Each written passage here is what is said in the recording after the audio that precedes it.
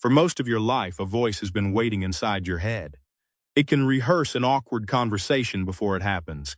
It can tell you not to forget the keys. It can criticize a mistake from 10 years ago with the timing of a late-night ambush. And sometimes it can argue with itself, which is impressive teamwork for one skull. So why do you hear a voice inside your head? Is it really you? The short answer is that the voice is part of your mind, but it is not a tiny person sitting behind your eyes and reading the script of your life. It is better understood as one tool your brain uses to think, remember, plan, imagine, and regulate what you do next. For many people, that tool feels startlingly personal because it often uses familiar words, familiar rhythms, and sometimes a familiar version of their own voice. But inner speech is not the whole of a person. It is not a perfect narrator. It is not a courtroom judge with access to every fact. And it is definitely not a magic microphone connected to the deepest truth about you.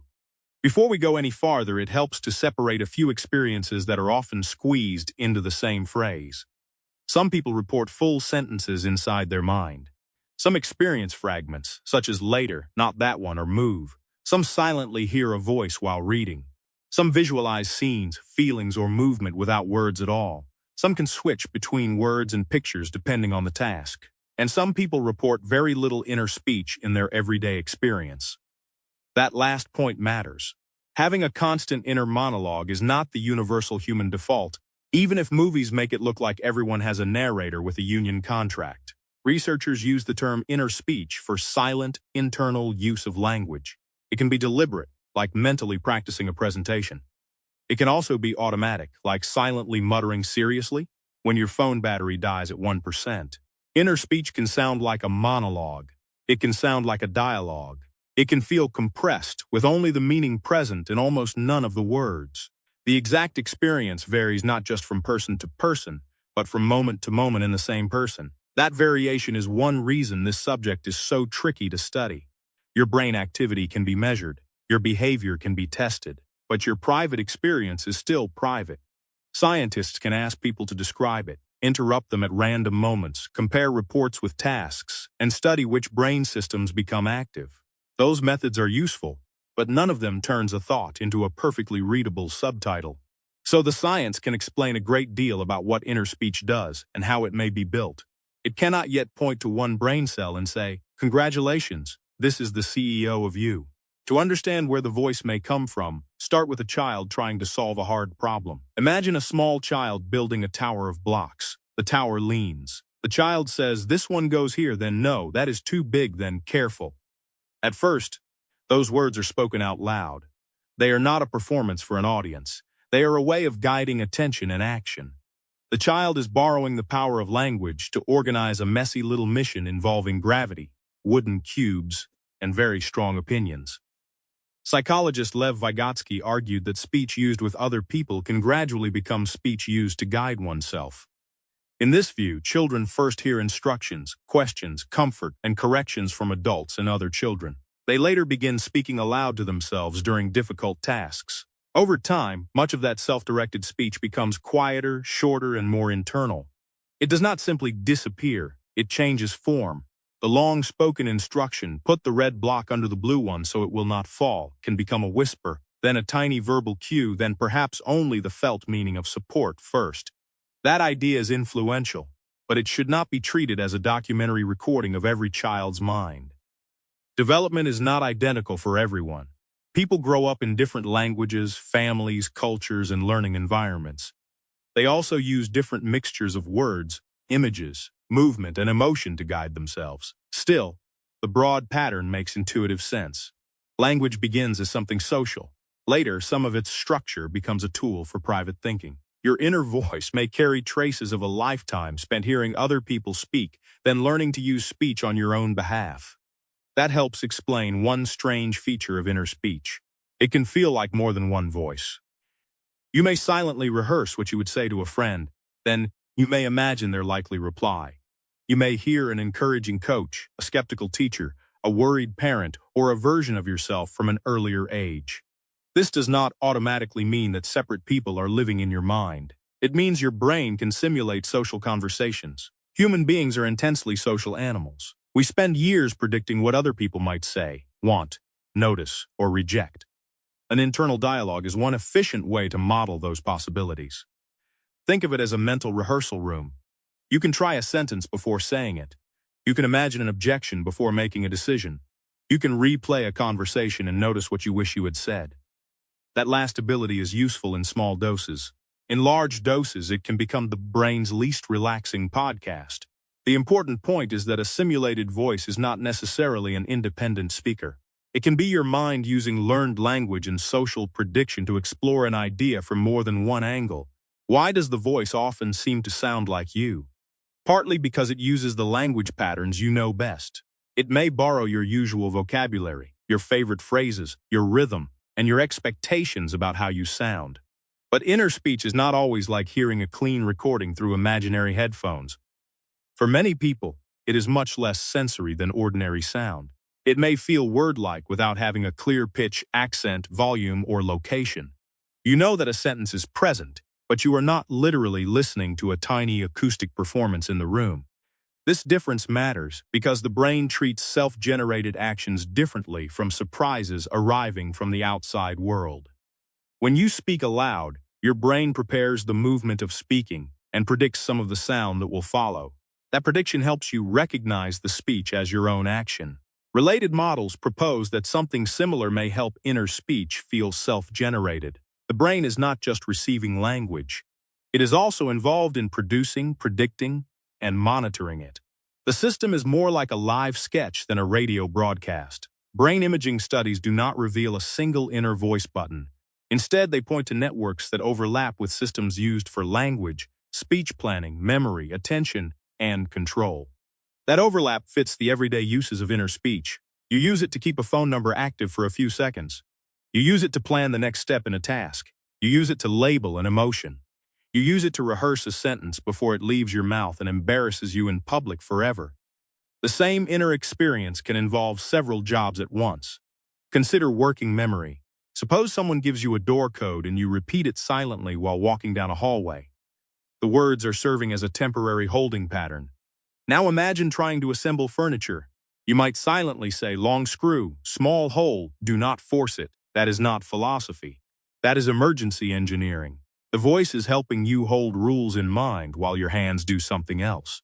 In those moments, inner speech acts like a compact checklist. It can also help with inhibition. You see a message that makes you angry. Your first impulse is to type a reply that would later become evidence in a group chat. Then a quieter phrase appears, wait, read it again. Do not send that.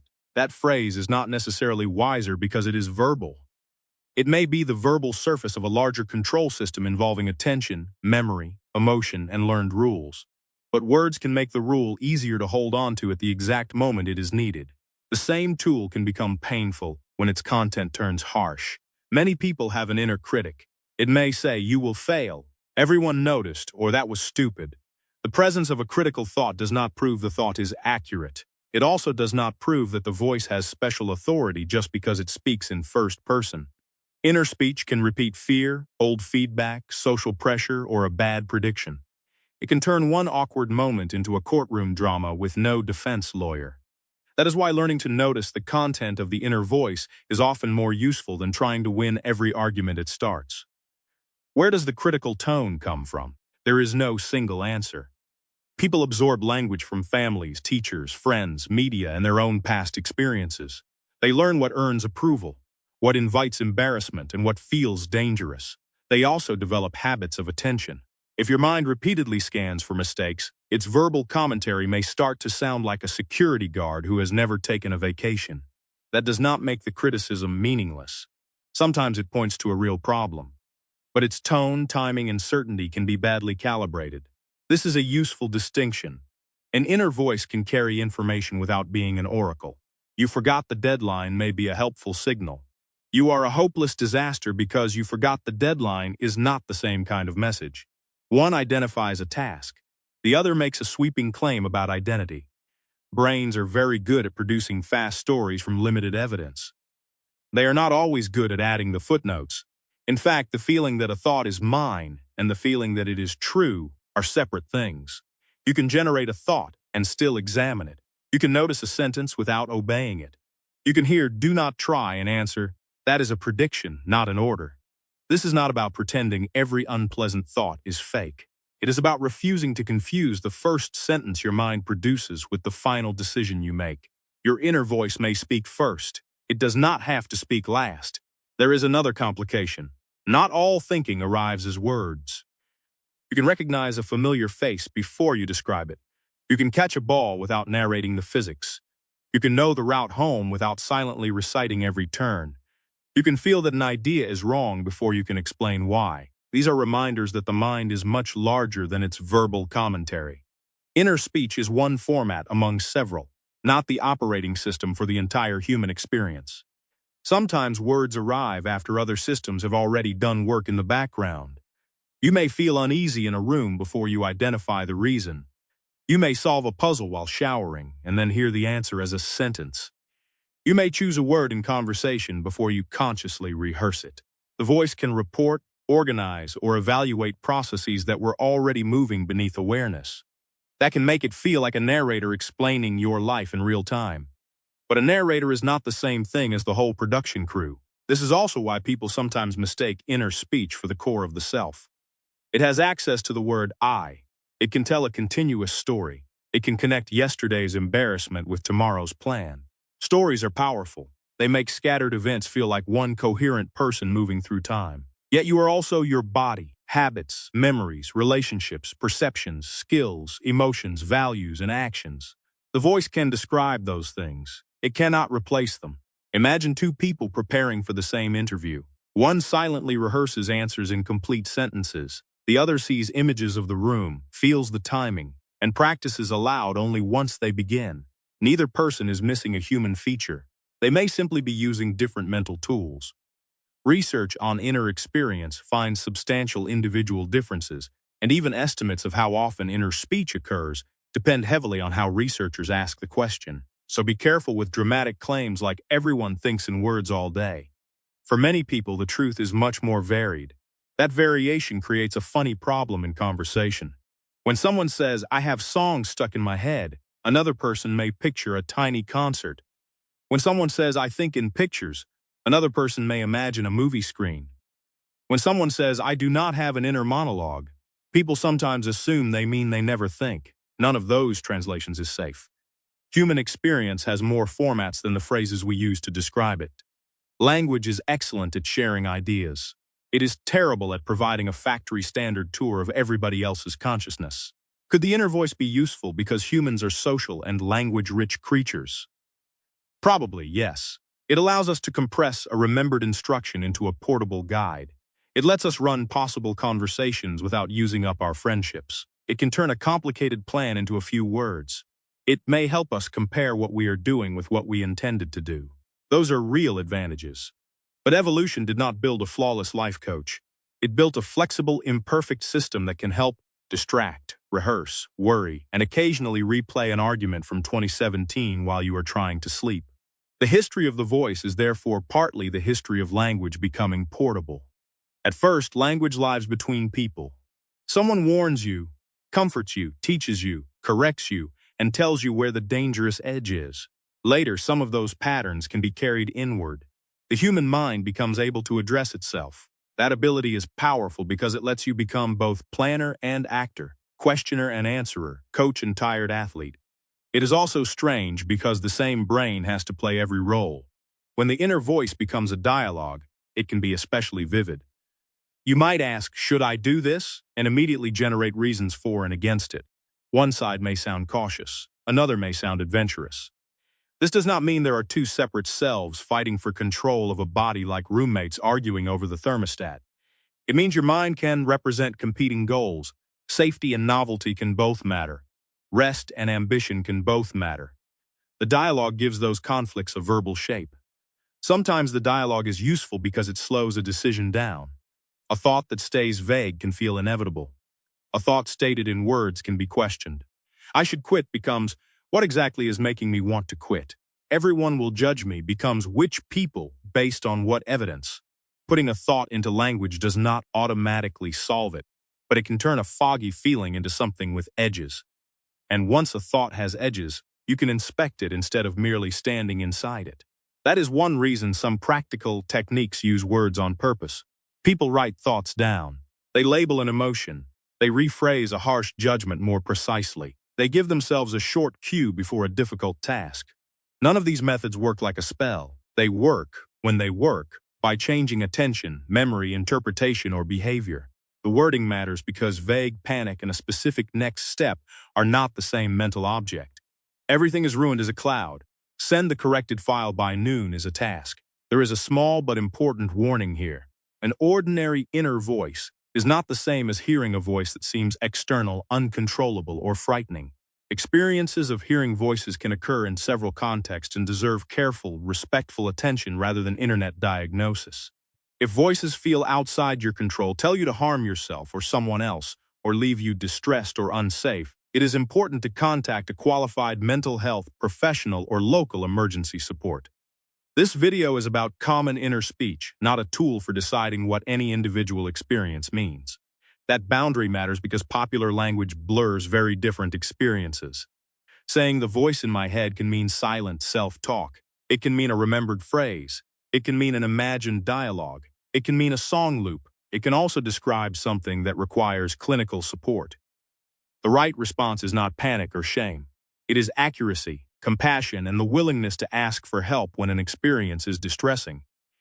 Brains are complicated enough without forcing every experience into one dramatic category. Scientists are still working out how inner speech is formed, how it differs from imagery, how it changes across development, and how it interacts with attention and self-awareness. There are competing models and serious measurement problems. Ask people how often they have inner speech, and the answer can depend on what they think the question means. Sample their experience in daily life, and you may get a different answer. The mystery is not a failure of science. It is a reminder that private experience is difficult to measure with public tools. Even so, we can say something solid. The voice inside your head is not random background noise. It is often a form of internalized language working with memory, imagination, social knowledge, and control. It can help you hold a plan in mind. It can rehearse a conversation. It can name a feeling. It can warn you about a deadline.